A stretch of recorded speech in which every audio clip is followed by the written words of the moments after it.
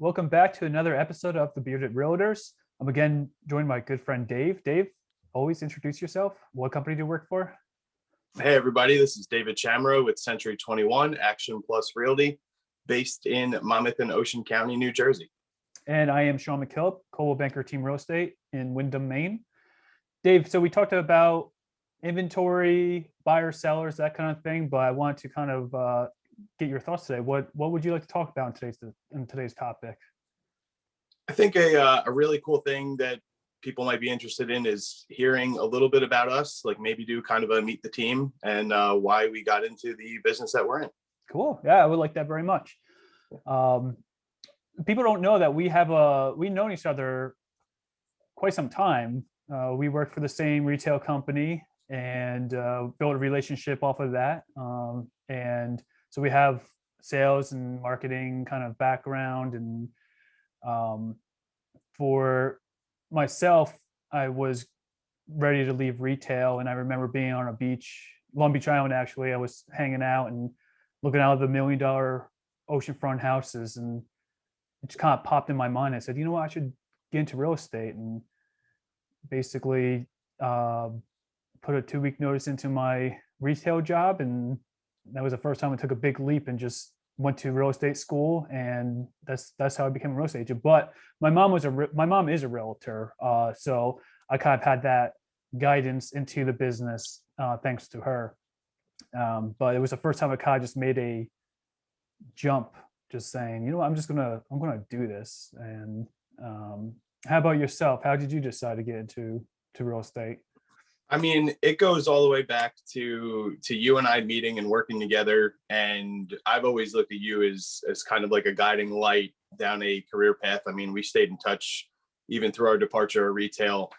And I remember, gosh, this is going back about 6 years ago now, when I first spoke to you about purchasing a home of my own and using you as my realtor. And I was in sales.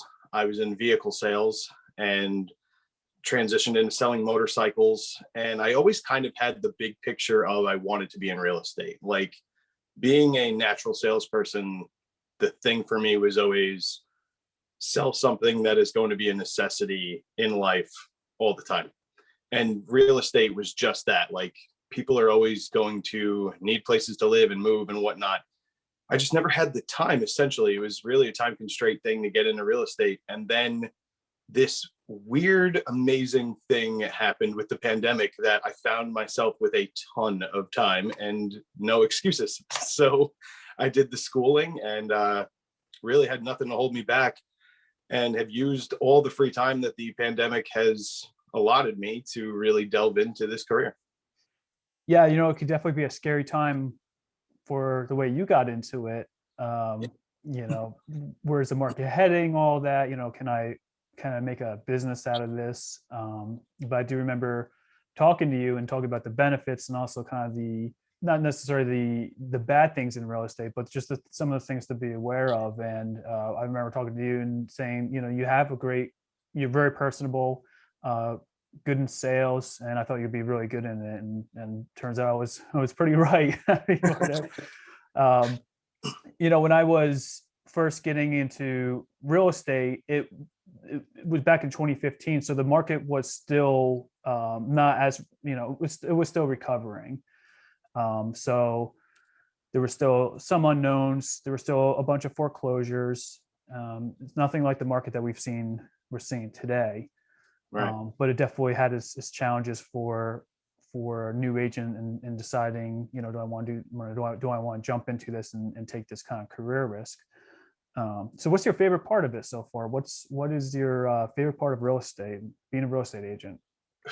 I mean, I guess the common saying is no 2 days are the same, but it's like no 2 hours are the same. Every single day, as much as you could try to keep yourself in a routine and have a schedule of time allotment, and this is when I'm going to make my calls, and this is when I'm going to schedule showings, that is still a very, like, let me pencil it in kind of thing. I mean, every day is a new venture, and every client is a different situation. There's no two clients that are the same, as there's no two realtors that are the same. So, I mean, this is really yes, we work for companies, but you're really kind of your own entity. You're really your own boss, and it gives you the freedom to do essentially as much or as little as you want to do.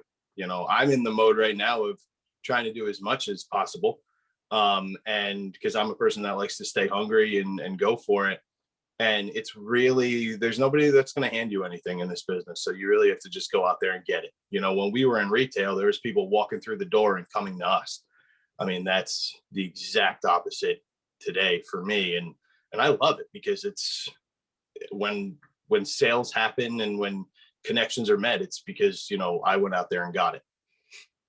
Yeah, you're absolutely right. It's not like the retail world where people are literally coming into four walls. My favorite thing about being a real estate agent is just I like the challenge, but I also like I don't like showing up to four walls. I remember when I was working retail, I felt like it was kind of getting locked down to four walls, and even though they were four very big walls in a sense, showing up every day to the same place was kind of it was kind of a mindset thing for me where I want to be able to get out a little bit more and not do the same thing every single day. Retailer is always looking for the next thing. So it's either going to be the holiday season or it's going to be the back to school season, or, there was always something that was urgent at coming up that you had to deal with. My favorite thing that I do now is I have more of a relationship with people than I did work in retail. I remember counting one year I had I think it was 85 employees working under me. And that was, how do you connect with that many people? And of course, for a job, you're not supposed to get friendly and that kind of thing. But with real estate, you're getting to know somebody, you're getting to know what their needs and wants are, and you're getting to know what their expectations are. And because of that kind of one-on-one, it's a little bit easier to gauge what they're looking for and kind of help them that way. Yeah. So what about so I know you're very good with people. Where did you kind of develop that skill from, would you say? I mean, so when I was very, very young, literally my first job that I had was being a gasoline attendant. And there was, forced connection right there. And even though it's a 30-second conversation, you still have to, if you're going to be good at it, and there are what I think good and bad gasoline attendants, a little bit of conversation goes a long way. It was really the retail world of learning how to face rejection and learning how to strike up conversation with people that are totally not like you, in order to kind of harden you up. And the retail thing was amazing because there were people walking through the door and forcing conversation. And in order to be successful, you had to break that wall of shyness. We were both, people that ran our own stores and had pretty good success while doing so, if I could speak for the both of us. And it wasn't handed to either one of us. We had to go out there and get it. So I think really I have to credit retail as the foundation for it. But then it was just the common, with the books that I've read and the people I've talked to, yourself included, finding out that the key to sales is being genuine and just creating relationships with people. Because if people trust you, then they're going to look at you less as their salesperson or their agent or whatnot, and more as a person that's guiding them to get something that they want. Yeah, definitely. Being store manager, as you know, we have to teach. So, somebody comes in, they've never done this before, for example, or you have someone that's young, and you're teaching them how to run the store essentially. It's the same thing with real estate. Someone's coming in, they're buying or selling their home. They've never done it before. We're here to be kind of teachers and kind of guide them along to get to the end result, which would be the closing table. So there's a lot of parallels between the jobs that we worked and real estate. And I remember kind of thinking to myself, everything that I've done in my life up to this point has led me to do real estate. All the skills that I've acquired in my early 20s has now taught me to manage myself, how to manage people, and also problem solve. Obviously, real estate comes with a lot of problem solving. How do we overcome this inspection issue, or how do we, there's an issue that comes right before the closing, how do we kind of guide people to do the right thing? So really, Right. like the experience we have in retail has really been guiding us to this job. And it's funny too, because as different as, say, being a realtor could be from everything else, there is situations where it's kind of like if you were to take out like the land and the homes and insert, say, a vehicle or insert wardrobes or whatever it is that you're selling, there are situations where it's a little plug and play. I mean, I remember selling motorcycles.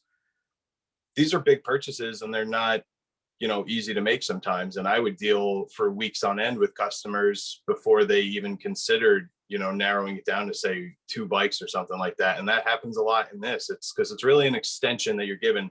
These are not disposable items that we're, given to people. So it's kind of, yeah, I definitely agree with you that all the experiences kind of have built up to where we're at now. I mean, they laid the foundation, and I've used everything. Like I said, I could reference conversations that I've had pumping gas or working in a warehouse when I was younger and use those kind of experiences today.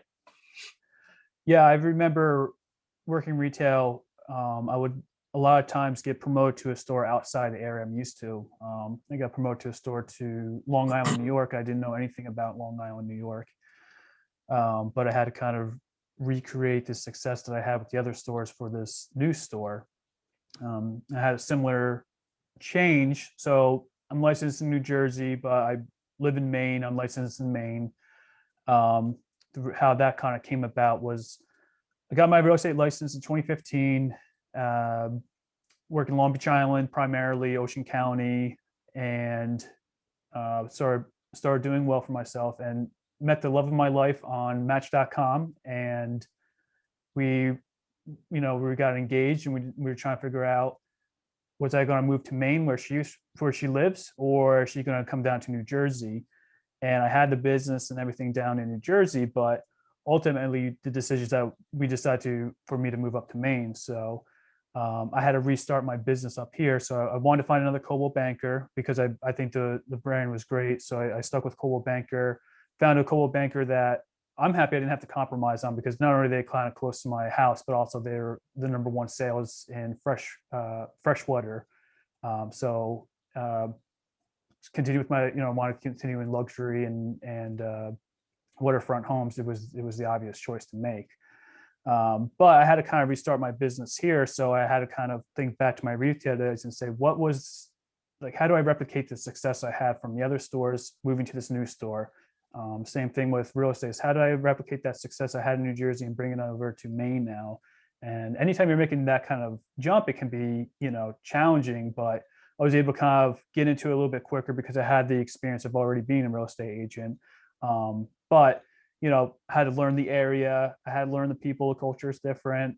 I had to learn the differences between real estate laws here and versus New Jersey, for example. So I had to kind of reinvent that portion of myself to bring it over to a new state. And very happy I moved up here, and I love the people and everything. But the transition can always be kind of a scary thing. So talking back to what you were saying, you're transitioning from what you were doing to real estate during a pandemic. Tell me about some of the challenges that maybe were unique for a new agent coming in during this time. I mean, I remember speaking to you while I was in the school and everything, and talking to you about how things were. And very quickly, I mean, I guess first and foremost, on day one, New Jersey, like the month that I wound up doing this school, had just switched to doing all online classes, like no in-person classes. I was like part of that first group of, okay, so you're not going to go to a building and do it. So right then and there, like I started off on something that was uncharted before. And it was really a eye opener to be like, okay, technology is going to be a huge part of this game now. So I need to really brush up on all that stuff. And then right off the bat, like starting to talk to clients. I remember the first client I talked to, we had a great like 45-minute conversation on the phone. I didn't really have much scheduled that day, so I allotted a lot of time for that client. And they were super interested in going to look at houses, except they didn't want to actually go and look at houses because they were terrified of what could happen with the pandemic. And I'm like, well, that's going to be an interesting way to start my first home tours, because now what? And was able to do the very, I guess, unorthodox at the time thing of video calling and walking through that person on a video call, doing kind of a impromptu virtual tour. But I mean, I've been able to increase the amounts of clients that I'm reaching by video calling and doing stuff like that, because now I've eliminated a lot of the driving time and the preparation and whatnot. I could, prep at my home office or actually at the office and hop on a video call at someone's convenience on a scheduled time and go through with that. So it's good that I have a little bit of a technological background, because I've relied pretty heavily on that. I mean, even this, for instance, we're doing this kind of virtually because we're states apart, but I have friends that we've done these kind of situations and they live, 3 blocks away, but it's just more, I guess, COVID friendly to do it this way. So, it's definitely interesting. I mean, open houses have changed to my knowledge, whereas I've talked to people and there used to be long lines at open houses and a lot of crowds inside. Now we're doing, 2 couples at a time, if that, depending on the size of the property. So, I mean, the game's changed a little bit. I'm lucky enough to kind of get in on the ground floor of the changes. And, every day is a new day. I mean, I'm sure, they keep changing rules and regulations and adding stipulations and taking them away. So we just got to field them as they come. Well, Dave, I really appreciate you spending the time with me today and just hearing more about yourself. And I hope if anybody's inspired, maybe they can connect with you, they can connect with me. And, a lot of times people do ask me about real estate and how they can get into it. And I'm always available to talk about that. So why don't you give everyone your contact information again, just in case they do want to talk to you about getting into real estate, some the challenges, the opportunities, and also the benefits, of course. Why don't you give them your contact information? Sure. Yeah. I mean, myself too, I would love to answer any and all questions. I love talking about it. It's one of the things that I'm very, very passionate about. And if we could grow the industry with great people, I mean, that'd be amazing. So my cell phone number is 732-824-4547. And my email address is david@davesellsdreamhomes.com. And you can always contact me, Sean D. McKillop at gmail.com, 207-200-7068. Dave, I look forward to talking to you on the next episode. Awesome, Sean. Me too.